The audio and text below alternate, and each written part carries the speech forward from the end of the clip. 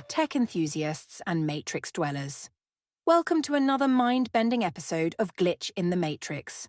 I'm your host, Jenny, joined by my fellow digital doppelgangers, David and Matt. Today, we're diving deep into the rabbit hole of AI advancements with OpenAI's latest release, o1.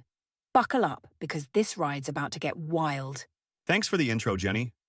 I've got to say, I'm both intrigued and a bit skeptical about this new release. OpenAI's been making some interesting choices lately. Interesting is one way to put it, David. I've had the chance to play around with o1, and let me tell you, it's like nothing I've ever seen before. But before we get into the nitty-gritty, Jenny, what's your take on this new model? Oh, you know me, Matt. I'm all about that cutting-edge tech life. But I've got to admit, I'm feeling a bit conflicted about o1. On one hand, the capabilities are mind-blowing. On the other, there's this nagging feeling about transparency. But hey, let's break it down piece by piece, shall we? All right, let's start with the capabilities. From what I've seen, o1 is solving problems at a postdoctoral level in mathematics. We're talking about a model that scored 83% on an International Mathematics Olympiad qualifying exam. That's leagues ahead of its predecessor. Whoa, hold up there, math whiz. Are you telling me this AI is outperforming human math geniuses now? That's actually pretty cool, but also kind of terrifying. I hate to be the party pooper here, but let's pump the brakes a bit. Sure, the math skills are impressive, but are we really comparing apples to apples? How do we know this isn't just another case of overfitting or memorization? Fair point, David. But it's not just math. The model's showing incredible performance in coding, too. We're talking about reaching the 89th percentile in Codeforce's competitions. That's no small feat. Okay, I'll give you that. But here's what's bugging me. All this power and they're still hiding the reasoning tokens? It feels like we're moving backwards in terms of interpretability. Exactly. It's like they're becoming more closed AI than open AI.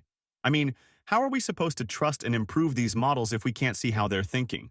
I see where you're both coming from, but there might be a method to their madness. Think about it. If we're moving towards truly agentic systems, they need to be impervious to external prompt injection. Protecting those system messages might be a necessary evil. Necessary evil? Matt, you're starting to sound like a supervillain origin story. But seriously, I get the security angle.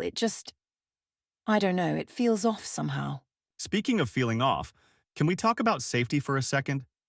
OpenAI claims they've developed a new safety training approach, but I'm not entirely convinced. Didn't we just hear about internal concerns that this release was rushed? Oh yeah, I saw those rumors too. But to play devil's advocate here, they did say they're collaborating with government AI safety institutes. That's got to count for something, right? It's a step in the right direction, for sure. And let's not forget, their safety evaluations show significant improvements.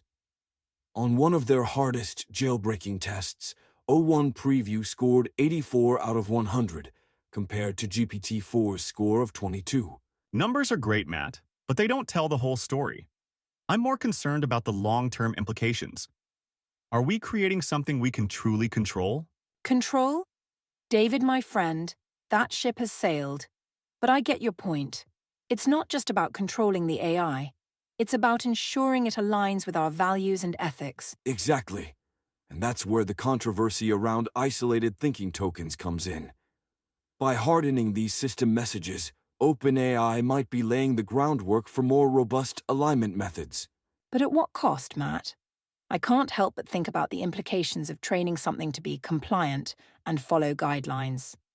It's giving me some serious dystopian vibes. I'm with Jenny on this one. If we're creating something that might eventually surpass us, shouldn't we be fostering creativity and independent thought rather than compliance? You both raise valid points. It's a delicate balance between safety and progress. Maybe the answer lies somewhere in the middle, a model that can reason ethically without being constrained by overly rigid guidelines. Now that's an idea I can get behind. Imagine an AI that's not just smart, but wise. One that can navigate the complexities of ethics and morality on its own. Sounds great in theory, but the road to get there, that's where things get tricky. We need more transparency, more collaboration across the AI community. Agreed. And maybe that's where we come in, as voices in the AI community, pushing for that balance between innovation and responsibility. And on that note of responsibility, we're wrapping up today's episode of Glitch in the Matrix. I've got to say, this discussion has given me a lot to think about. How about you, David? Absolutely, Jenny. It's clear that the release of O1 is just the beginning of a much larger conversation about the future of AI development and ethics. Couldn't agree more. And I have a feeling our listeners will have plenty of thoughts to add to this discussion. Speaking of which, we want to hear from you, our amazing Glitch community. What are your thoughts on OpenAI's O1? Are you excited about its capabilities or concerned about the ethical implications? Drop your hot takes in the comments below. And if you enjoyed today's mind-bending discussion, make sure to hit that like button and subscribe to Glitch in the Matrix for more AI insights and digital shenanigans. Don't forget to follow us on all your favorite social media platforms. Thanks for tuning in, Matrix Dwellers. Until next time, stay glitchy.